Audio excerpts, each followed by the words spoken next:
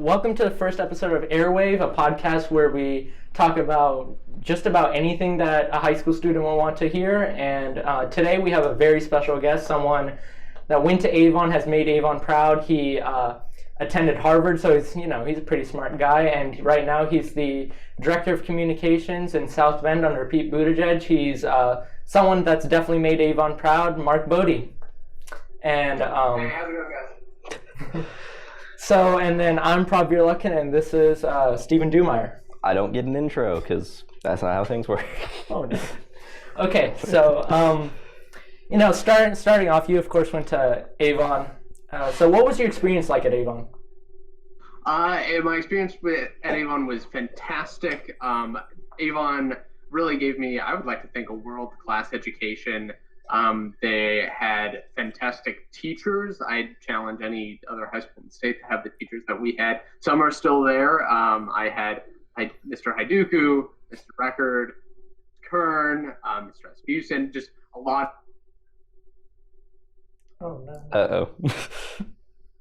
Technical. There's like Mr. Schmidt, Mr. Polisky, Mr. Fry, who taught AP Art History, had a big impact on me. So I felt like I had a great education. I enjoyed, we had strong school spirit.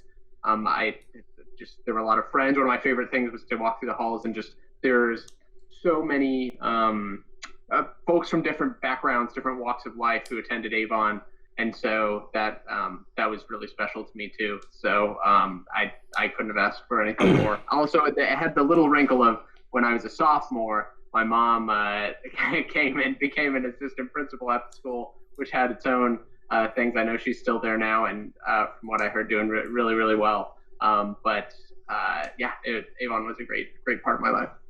Okay, so speaking of your mom coming in your sophomore year, what was it like having her as an administrator? Yeah, so it actually wasn't. It actually was a decent fit, just for the basics of, if I needed a ride home, I would have it right, or I could, bum a ride with her early, and if I needed to do work beforehand or stay late, that worked out well too. I'm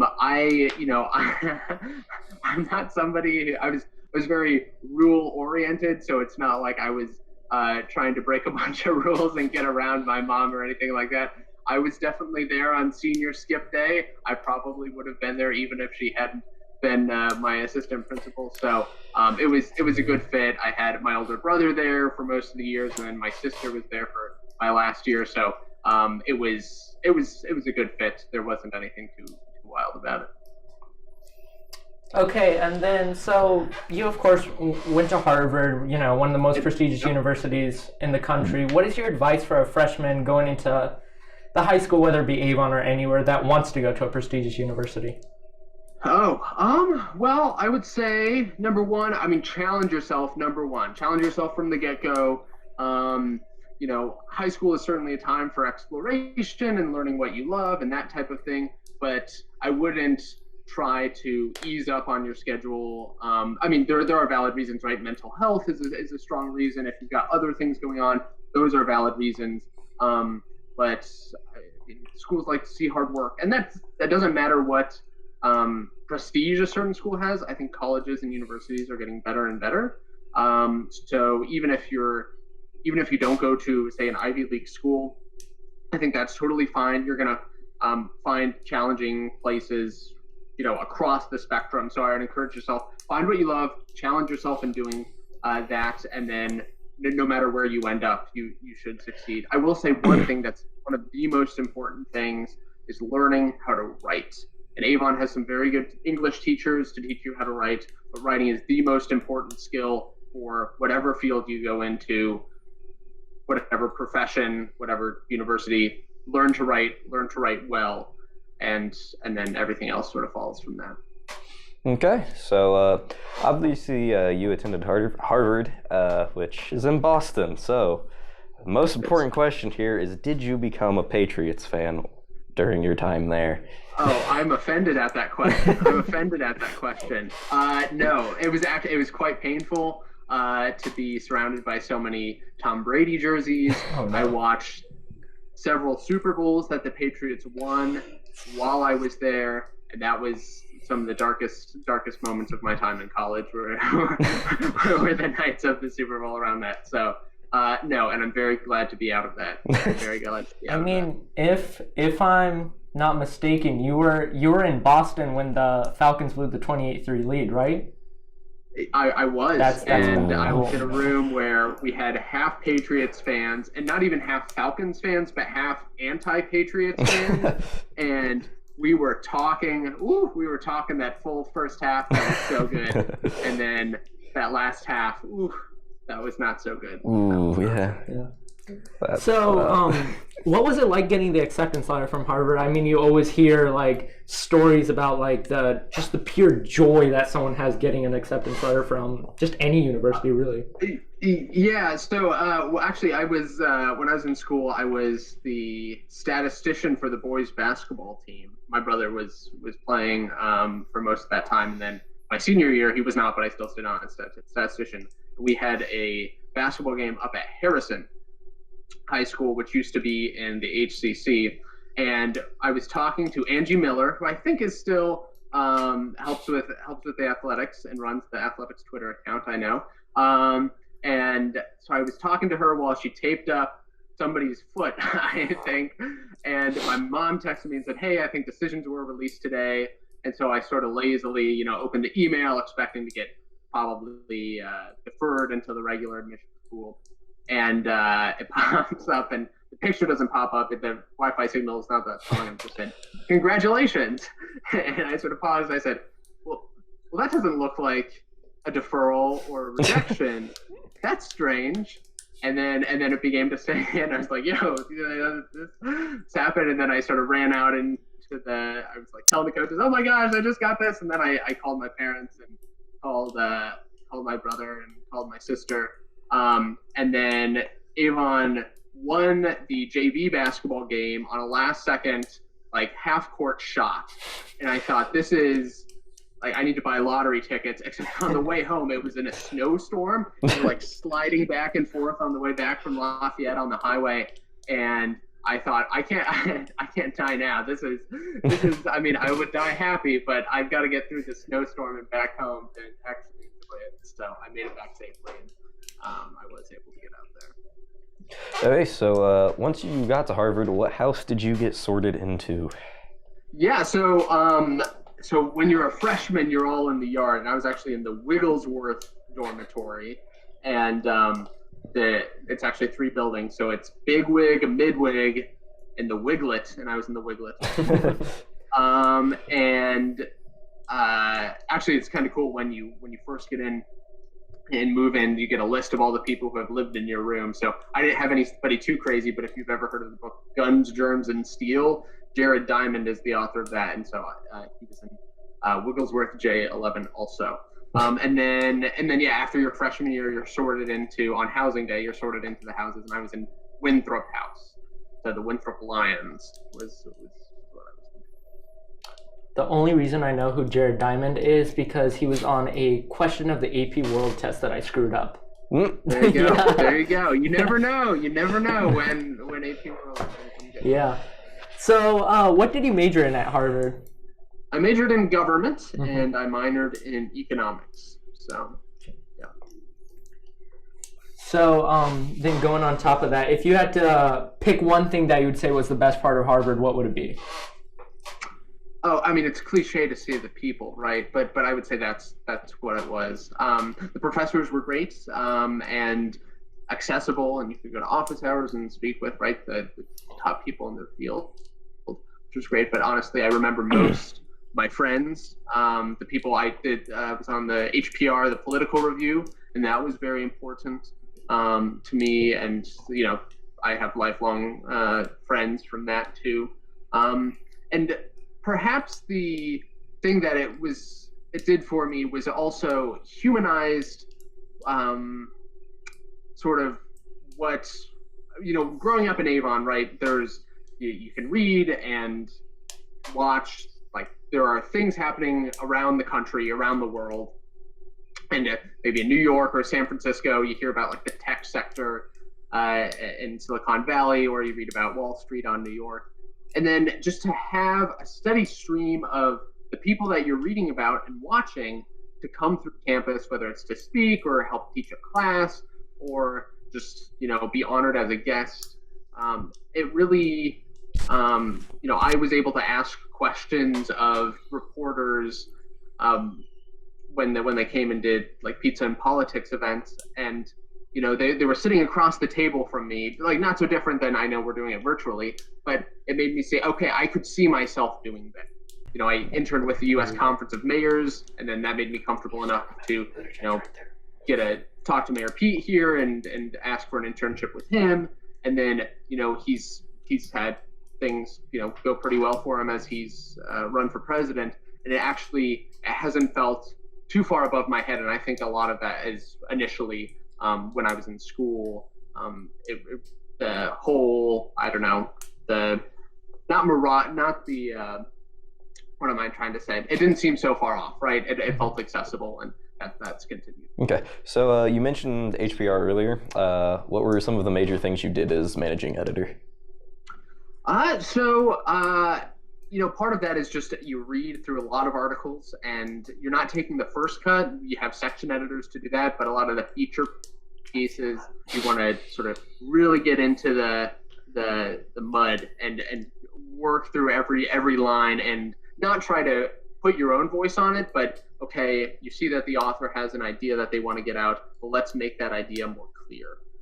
And I love doing that. Honestly, there are people who, like the president, had to do administrative stuff and logistics and that type of thing, but as much as I could just get in the language and really, help people clarify and make clear and just put the best product forth that I could, that was great. And I remember, what was I going to say?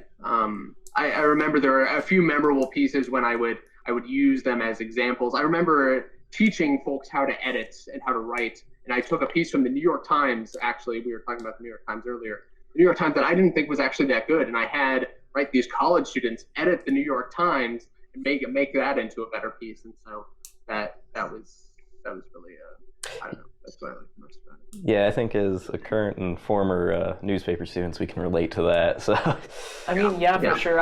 Last year, it's definitely a smaller scale, but last year as the managing editor, I'd always get the first cut, but you'd see this can definitely turn into something. You see almost the beginning of something really good and something that can turn into a really good story, and you always want to build on that. Make sure you don't say necessarily you don't want it to go your way necessarily, but you see someone is trying to say something and you help them take that extra step, do it their own way too.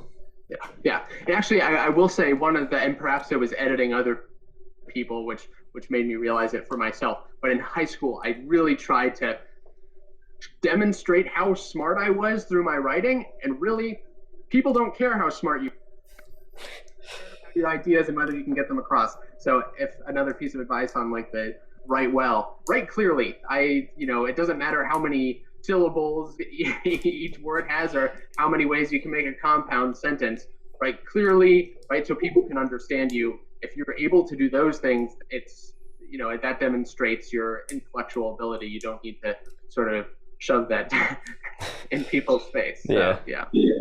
So, what was it like interviewing? I can hear my own voice now.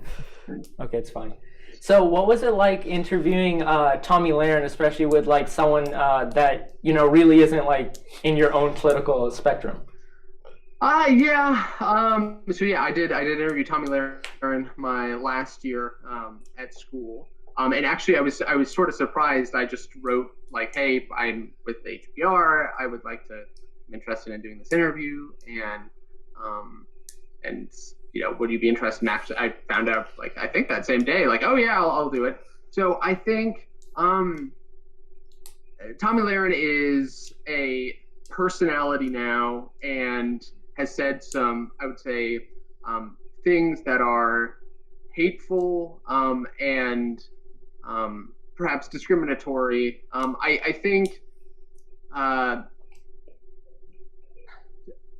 think people are people, and you try to meet people where they're at. And actually, we had a fairly interesting conversation. I certainly understood how she became the person she is now. I think she has a background of family that's in law enforcement and family that's in the military.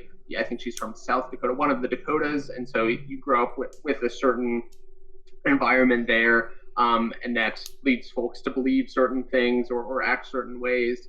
I think since our conversation, things have diverged a bit, so I certainly don't want to endorse anything that she has said.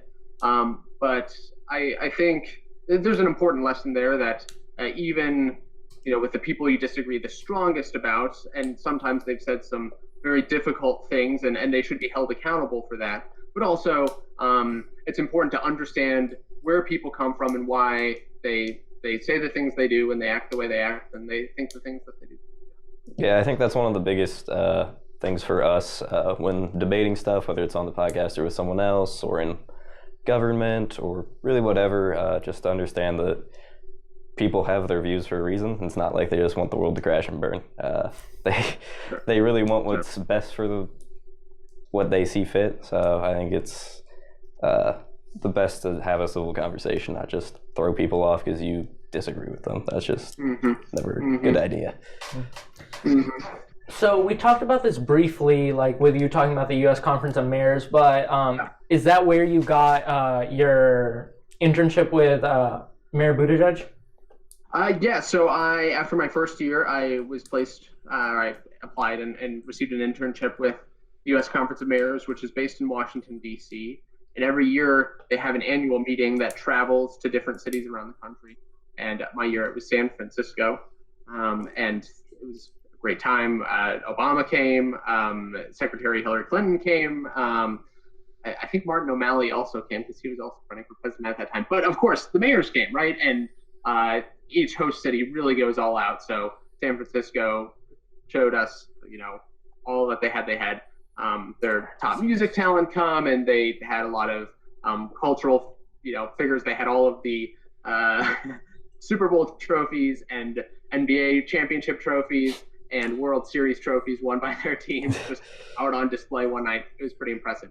Anyways, on one of those nights, I ended up meeting Mayor Pete, and we spoke very briefly. My brother was at Notre Dame at the time, and so I sort of used that as an in and talked to him briefly. And then the next semester, he was on campus for a number of different things. He received an award from Harvard's Institute of Politics, and so I saw him around that. And then he took part in the new mayor's school. The IOP and the U.S. Conference of Mayors work together to train new mayors who are elected, and so he was one of the teaching mayors that came and spoke. And so I saw him at a dinner there, and then came the next day to the new mayor's school and asked him if he was taking any interns, and he said, "Here's my card, reach out," and that's how I ended up here in the summer of 2016. And then going off that, what was your experience at the internship like?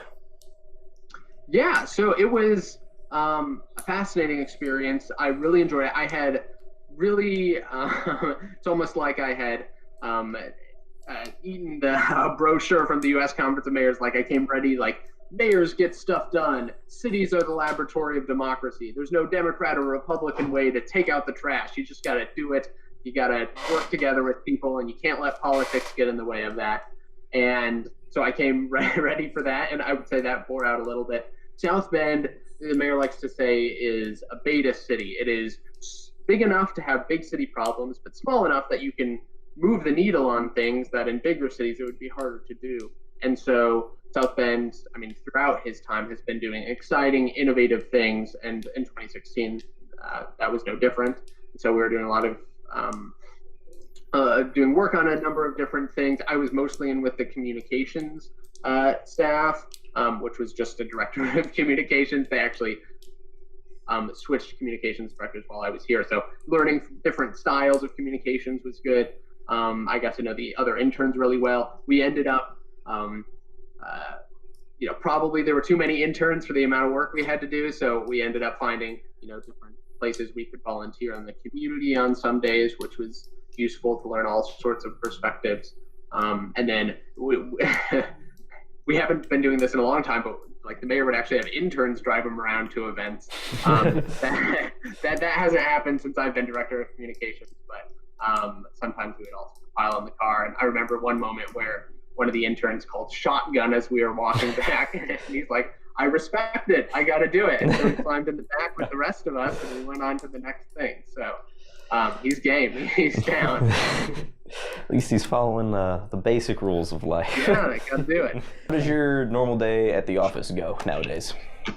So the normal day at the office, there is really no normal day, but we have interns, or sometimes I do it myself. We collect the clips, so we see what is the local news talking about. So whether that's, we have a new program in place, or maybe some neighbors have some thoughts about one of the city programs. And so we want to see what are people saying about what we're trying to do, and how can we basically align the coverage with what we want it to look like. We also keep track of what are folks saying about the schools or other community organizations and groups. And then, of course, if the mayor is mentioned in something, we'll also put that into, because sometimes that is involved in national politics, but to some extent, South Bend is wrapped up in national politics too, since he's the mayor. So it's important for us to see, okay, how are we being perceived locally? How are we being perceived nationally? And how can we best align our strategy to make sure that those two things are what we want? So I'm assuming that, as the director of communications, you're similar to like the press secretary at the White House, right? Yeah, I'm not going to compare myself directly to the White House, right? But my role is, yes, I deal with the press. I talk to reporters, whether that's on the record for stories or off the record, just to give them background on particular things or guide them to particular resources. Mm-hmm. I do a little bit of speech writing for other people in our office. The mayor likes to sort of do his own thing. I'll give him bullet points for that, and he'll go off of those rather than writing out entire speeches. And then helping with the city's social media is part of my job. And I actually am the intern coordinator, which I love doing because, having been in those shoes, I sort of know how things come across from that end, and see, okay, how can I improve it so that they have as good a time as I did. Okay, so kind of dealing with the media, how do you go about addressing the media after like a new policy or something that goes into effect? Yeah, so there's a number of ways that you can do stuff. So you can call reporters. Often we'll do either a press conference or send out a press release with information so that they can have as much information as they need to write the story. Again, we can do that as a written release. We can have a press conference. For some stories, right, they're not necessarily ones we're trying to create, but we just need to respond to make sure our voice is heard. I think the biggest thing is, right, reporters are people too, and so it's best to, communicate with them, not in a sort of an official sense, but right, person to person, understand, okay, this is the angle that they're coming from. They want to communicate to the public, and we want to communicate through them to the public. And so, okay, how can we work together to make sure the story is accurate, number one, and then that the city gets its voice heard, number two.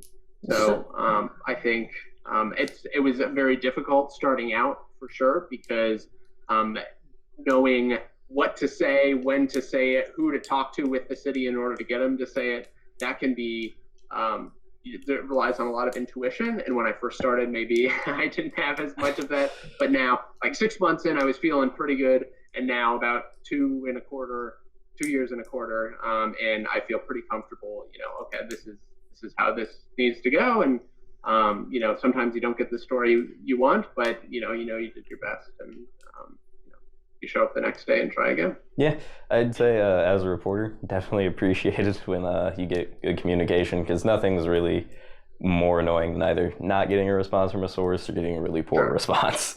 Like when you ask someone a question that you need for a quote, they just respond with one word. It's like yeah. Please elaborate. So going, shifting gears a little bit, In the Shortest Way Home, amazing book, by the way. I finished it last night.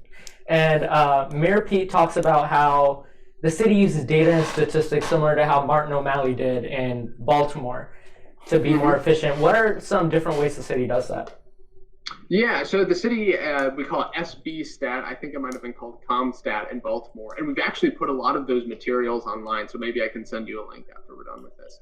But basically, you find, okay, we're having a particular issue here, and how can we use data to support that? So we've done a number of things. I know fire has used it. Police have used it on a number of things, like recruiting. I think fire did some, like, okay, how is the best way to use fire vehicles to respond to things? Because if somebody is having a heart attack, you might not need the big engine with the huge ladder in order to show up to that, right? So I think, the main thing, right, you're saving money for those respects, but recruiting, right, you're trying to get more recruits to the police department, maybe a recruiting class that better reflects the police department. We've also done stuff with neighborhoods, so quality of life type of things. So curbs and sidewalks and lighting and that type of thing. Just, using, work smarter and harder, and then you typically see a pretty good outcome on that. And really, one of the things that I've been surprised is how, if residents of neighborhoods, towns, cities, they want to be empowered by your government.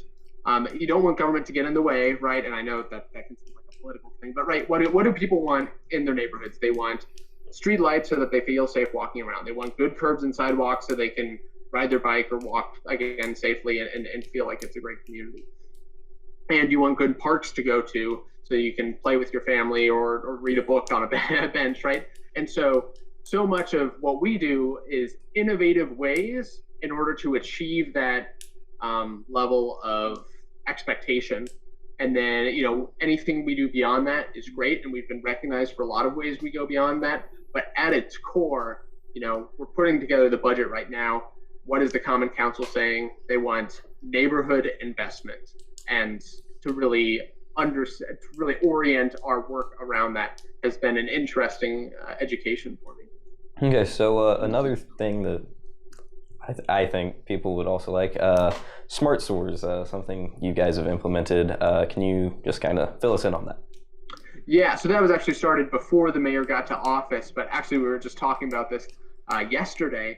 But South Bend, like a lot of other cities in Indiana, has issues. We have a very old sewer system that was, again, built, I think, mostly in the 20s. And so finding, it might not be the most efficient, and sometimes there are sewer overflows where, that the waste processing can't handle it, and stuff goes into the river that you don't want going into the river.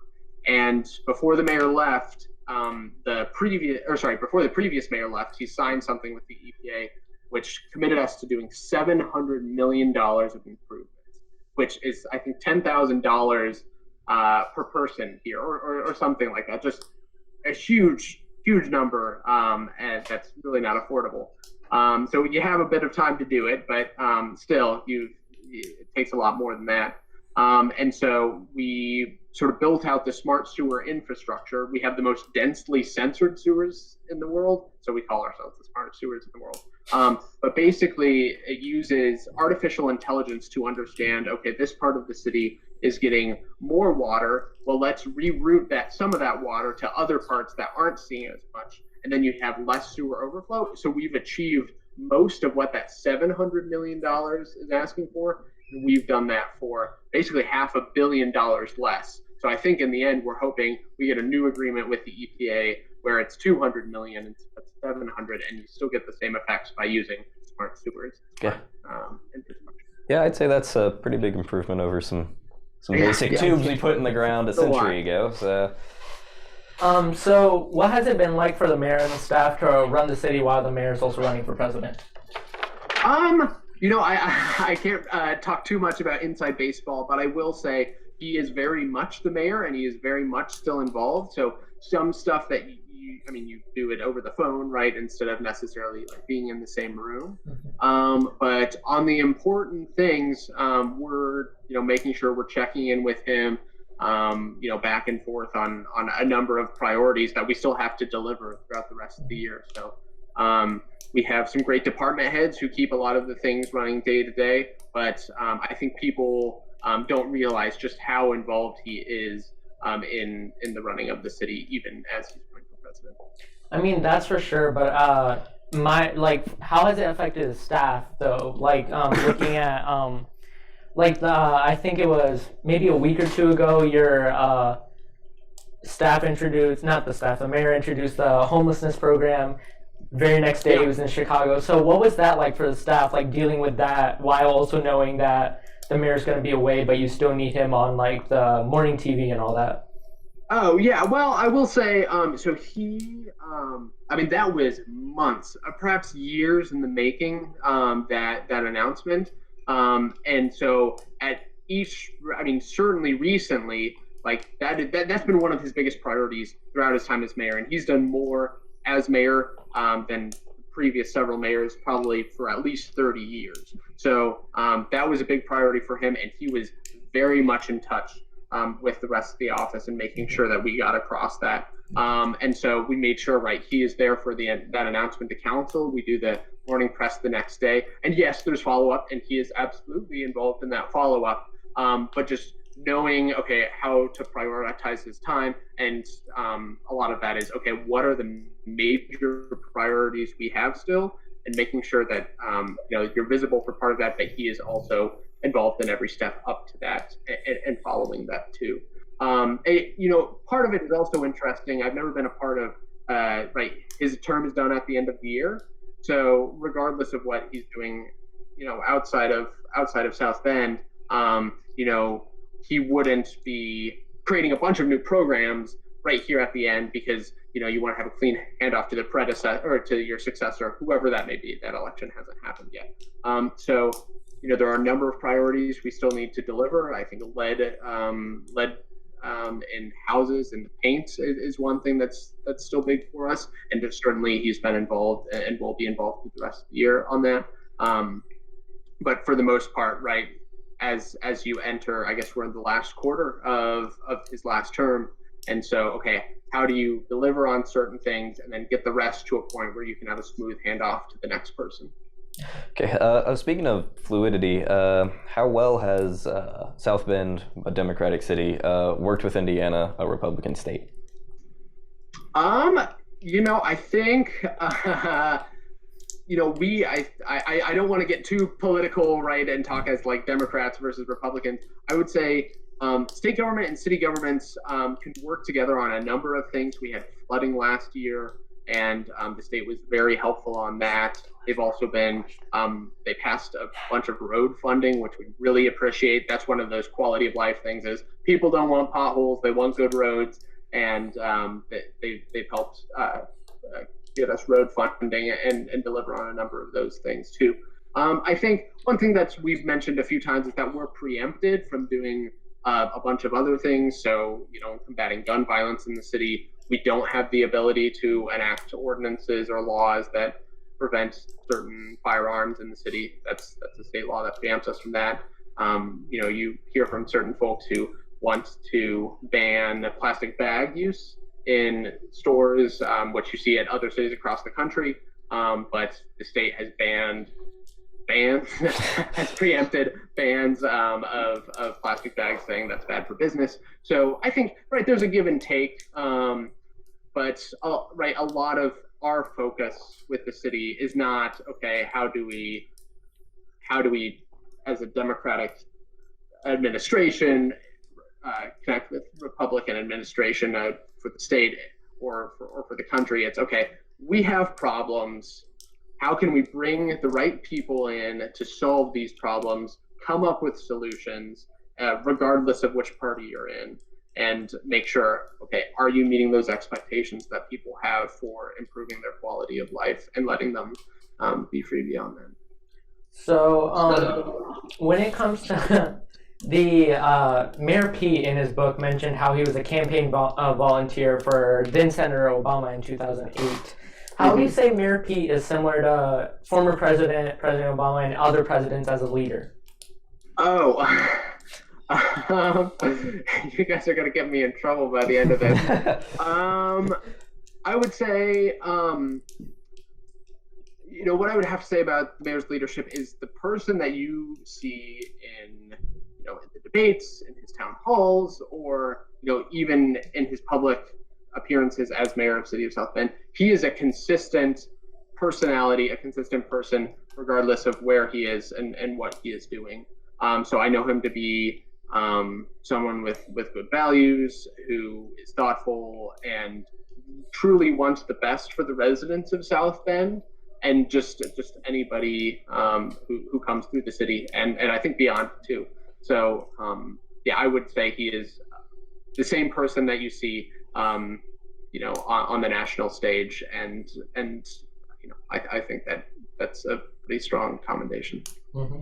All right, so would you say that running for public office would be something that you would even consider doing in your future?